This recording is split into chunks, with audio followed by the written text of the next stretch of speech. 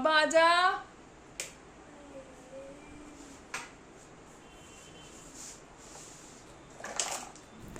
अगर आप लाइफ में कुछ ऑब्स्टेकल्स फेस कर रहे हैं तो इट मीन्स अभी भी कुछ है लाइफ में ऐसा जिसे ऑर्गेनाइजेशन की ज़रूरत है।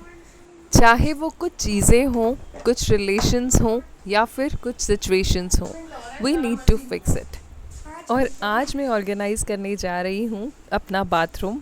तो इसके लिए थोड़ी चीज़ें मुझे आपस में इंटरचेंज करनी थी। बस आज वही करूँगी ताकि सिचुएशंस मेरे लिए थोड़ी सी आसान हो जाए। चलिए आपको बताती हूँ। इस ऑर्गेनाइज़र को आपने हमेशा मेरे ड्रेसिंग पर देखा है, पर आज मैं इसे अपने बाथरूम में फ़िक्स करने वाली हूँ क्योंकि इसकी नीड मुझे यहाँ ज़्यादा लग रही है। मेरे पास यहाँ शेल्व्स की कमी है, तो ये ऑर्गेनाइज़र शायद मेरे लिए ज़्यादा चीज़ें अकोमोडेट कर पाएगा। तो चलिए आज इसी को ही ऑर्गेनाइज़ करते हैं। जितना पॉसिबल था उतना मैंने ऑर्गेनाइज़र को अच्छे से क्लीन कर लिया है और अब इससे मैं बाथरूम में ऑर्गेनाइज़ करूँगी। शेल्फ्स भी अच्छे से क्लीन कर ली हैं। वैसे तो शेल्फ में एवरी 4th डे और 5th डे क्लीन कर ही देती हूँ, इससे बाथरूम थोड़ा क्लीन एंड ऑर्गेनाइज लगता है। तो मेरी प्लानिंग के अकॉर्डिंग चीज़ें इसमें आराम से फिक्स हो गई। अब रीज़न सुनिए कि मैंने इसे यहाँ पर क्यों रखा, इसको वहाँ से क्यों हटा दिया ड्रेसिंग टेबल से, क्योंकि मुझे यहाँ पर अपना आलमंड ऑयल रखना था। मेरा नाइट टाइम रूटीन फिक्स है। मैं रोज़ रात को टीथ ब्रश करती हूँ और उसके बाद फेस वॉश करती हूँ। अगर आप फेस वॉश करने के बाद कुछ सीरम अप्लाई करते हो तो मैं एक सिंपल सा DIY आपको बताती हूँ। थोड़ी सी ड्रॉप्स अपने पाम पर लीजिए आलमंड ऑयल की और उसमें थोड़े से लेमन की ड्रॉप्स डालिए, फ्रेश लेमन की। फेस वॉश करने के बाद अप्लाई कर लीजिए, बहुत अच्छा रिज़ल्ट आता है स्किन में। मैं तो बस यही सिंपल सा DIY अप्लाई करती हूँ। ये सोप डिश भी मैं टाइम टू टाइम क्लीन करती रहती हूँ ताकि बाथरूम को ना एक नीट लुक मिले। जब सब रात को सोने के लिए तैयार होते हैं और मैं अपना स्किन केयर करती हूँ तो हस्बैंड रोज़ बोलते हैं कि तू ये काम पहले क्यों नहीं करती। उन्हें क्या बताऊं कि ये काम रात को ही करते हैं, सारा मेकअप रिमूव करना होता है और उन्हें समझ भी नहीं आएगा शायद, क्योंकि उनके मतलब की बात है ही नहीं, तो मैं एक्सप्लेन भी क्यों करूं। इसलिए मैंने आलमंड ऑयल यहीं पर फिक्स कर लिया है। अपना बाथरूम क्लोज़ करती हूँ और अपना स्किन केयर करके नाइट टाइम के लिए फ़्रेश होके मैं एक बार ही बाहर आती हूँ, उन्हें पता भी नहीं चलेगा। अब मेरे पास एक बॉटल है, खाली हो गई है, ऑयल की बॉटल है। इसमें मैं अपना मस्टर्ड ऑयल फिल करके रख दूँगी। ओजू ने मेरी पहले वाली बॉटल पता नहीं कहाँ फेंक दी, मुझे पता भी नहीं चला कब हुआ ये, और अब मैं मिस करती हूँ। तो मेरे पास ये बॉटल खाली है, इसी को ही अच्छे से क्लीन कर रही हूँ और यहीं पर सेट कर दूँगी। बॉडी पर अप्लाई करने के लिए मैं मस्टर्ड ऑयल का यूज़ करती हूँ। देखो यार, फंडा साफ़ है। मैं अपनी बॉडी पर बहुत सिंपल थिंग्स अप्लाई करती हूँ। तो एक्चुअली क्या है, हमें ना रेगुलर अपना ये केयर करना चाहिए और बहुत ज़रूरी नहीं कि आपके पास हाई एंड प्रोडक्ट्स हों, नहीं, स्किन केयर करना इज़ इम्पॉर्टेंट, अपनी केयर करना इज़ इम्पॉर्टेंट। तो इसी के साथ मेरा बाथरूम क्लीन होता है। अब वो जो ऑर्गेनाइज़र था जो खाली हुआ, वो मुझे इस वाले ड्रॉर में सेट करना था, क्योंकि ये छोटी छोटी चीज़ें यहाँ पे अभी भी अनऑर्गेनाइज पड़ी हैं जो उसकी वजह से ऑर्गेनाइज हो जाएंगी। ये हम तीनों का एक कॉमन ड्रॉर है जिसमें हम अपनी रेगुलर सप्लाईज रखते हैं काम से रिलेटेड, क्योंकि ये जगह हमारे लिए बहुत कंफर्टेबल रहती है। बस बेड पर बैठ जाओ, साइड ड्रॉर खोलो और आपका काम हो गया। तो हम तीनों ही इस प्लेस को अच्छे से यूज़ करते हैं और जब भी कोई काम करने लगो ओजू ज़रूर आता है और इसका काम है हर चीज़ को बाहर निकाल कर फेंक देना।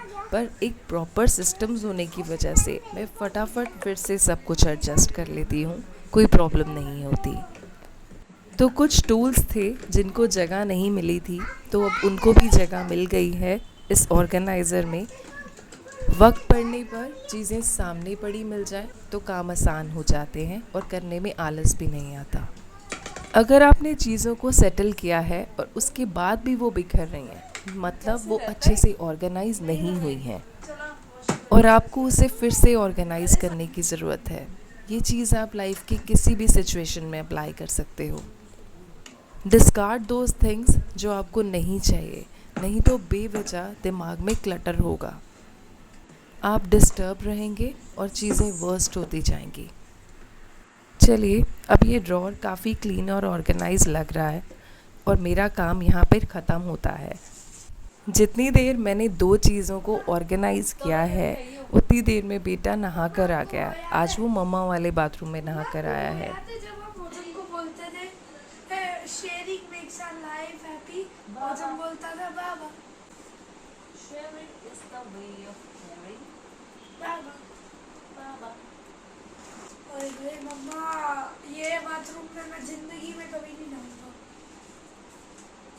क्योंकि आप मोटर चलाओ तब भी ठंडा पानी नहीं आता।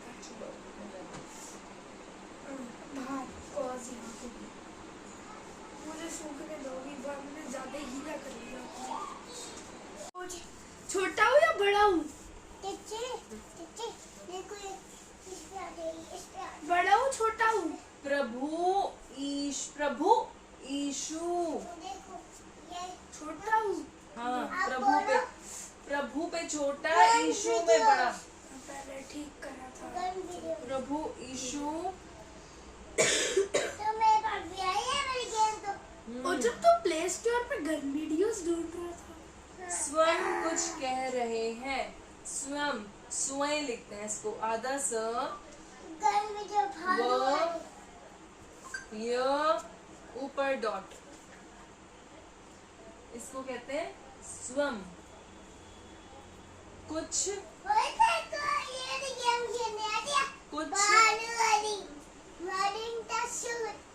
शूट द भालू। स्वयं कुछ। तू जा उधर जा, आशु के पास जा, आशु के पास जा, चल आशु के पास जा। स्वयं कुछ। पढ़ाना भी तो आसान नहीं है हमारे घर में, जब भी पढ़ाने लगो दोनों इकट्ठे हो जाते हैं, बस फिर हो गई पढ़ाई। अधिराज ने अपना स्पॉट चेंज कर लिया है। हमने उसे बास्केटबॉल में डाला था, बट उसने कहा मम्मा मुझे इंटरेस्ट नहीं आ रहा, मैं बोर हो जाता हूँ, मेरा जाने का मन नहीं करता, मुझे क्रिकेट में डाल दो। तो अब वो क्रिकेट में जा रहा है। और ये मेरी फ्रेंड है प्यारी सी, जो मुझे यहाँ मिली। पर अगर मेरी कोई यहाँ फ्रेंड ना भी मिले, जिस दिन कोई ना आए, मैं अपने साथ हमेशा बुक कैरी करती हूँ। ये मेरी बेस्ट फ्रेंड्स हैं। लाइफ की कोई भी सिचुएशन हो, मैं किसी से नहीं पूछती हूँ, मैं अपनी बुक्स से पूछती हूँ। ओजू की बेस्ट फ्रेंड है ये, राधा, शॉप के बिल्कुल सामने रहती है। शाम को आ जाती है खेलने। इसको एक बार गोदी में बिठा लो तो ओजू जेलस हो जाता है, फटाफट जंप मारकर वो भी आ जाता है। अभी ये मुझसे सिंपैथी गेन कर रहा है कि मुझे चोट लग गई है, मुझे प्यार करो। एक्चुअली चोट कुछ भी नहीं लगी थी, बट क्योंकि राधा मेरी गोदी में थी तो उसको भी आना था। So it's night time to read books. Summer vacations चल रहे हैं और अधिराज को भी मैंने एक बुक लेकर दी है, फैंटास्टिक फॉक्स। बहुत अच्छी बुक है, छोटी छोटी स्टोरीज़ हैं इसमें और टुगेदर मिलकर वो एक ही स्टोरी है। मतलब ये पूरी एक ही स्टोरी बुक है और इसमें छोटे छोटे चैप्टर्स में डिवाइड किया हुआ है। रोज़ एक चैप्टर अपने साथ बैठकर रीड करवाती हूँ। He don't want to read books, आनाकानी करता है, पर ये एक ऐसी चीज़ है जो एनी हाउ मुझे उसमें इनकलकेट करानी ही है, तो मैं उसे ज़बरदस्ती बिठाती हूँ और एक चैप्टर रीड करवाती हूँ। और कुछ उसमें डिफ़िकल्ट वर्ड्स आते हैं तो मैं उसे क्लियर करती हूँ। कुछ वर्ड्स आज भी ऐसे होते हैं जिनका मतलब मुझे भी नहीं पता, और बहुत अच्छा लगता है मुझे जान के कुछ न्यू वर्ड्स, और जो मेरी वो कैब में ऐड हो रहे हैं वो उसकी वो कैब में भी तो ऐड हो रहे हैं। कितना अच्छा है, उसकी राइटिंग स्किल्स भी इम्प्रूव होगी। बस यही सोचकर उसे बुक लेकर दी है। मेरे लिए बुक्स बहुत इम्पोर्टेंस रखती हैं, मुझे इन्होंने बहुत कुछ सिखाया है। मतलब ये मेरी टीचर्स हैं। इमोशंस हैं, जैसा फील करती हूँ वैसी ही बुक रीड कर लेती हूँ, तो मेरा दिमाग थोड़ा क्लियर हो जाता है और रिलैक्स भी। आजकल जिम जा रही हूँ, थोड़ी मोटिवेशन की ज़रूरत होती है डाइट के लिए, तो मैं ये पढ़ रही हूँ don't lose your mind lose your weight by Rujuta Diwekar, क्योंकि अब मुझे हेल्दी ईटिंग स्टार्ट करनी है। डॉगीज अपना चिकन खा रहा था, चिकन डम्पलिंग, चिकन मोमोज। और जो हमारा बंस है, बंस वही खा रहा था donuts with disgusting goose liver paste. और जो बीन था वो साइडर और पी रहा एप्पल। था, ठीक है। एक बार पूरी स्टोरी रीड करने के बाद मुझे वो एक्सप्लेन करता है कि ये हुआ उसमें, तो मुझे भी क्लियर हो जाता है कि इसको समझ आ गई है और मेरी भी स्टोरी ज़रा अपडेट हो जाती है। चलिए फिर पैकअप टाइम आ गया है, मिलते हैं नेक्स्ट वीडियो में। बहुत अच्छा लगा आपसे एक बार फिर से मिलके।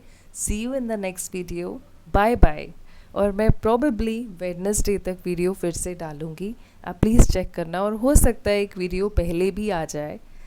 सो guys, thank you so much for watching, bye bye.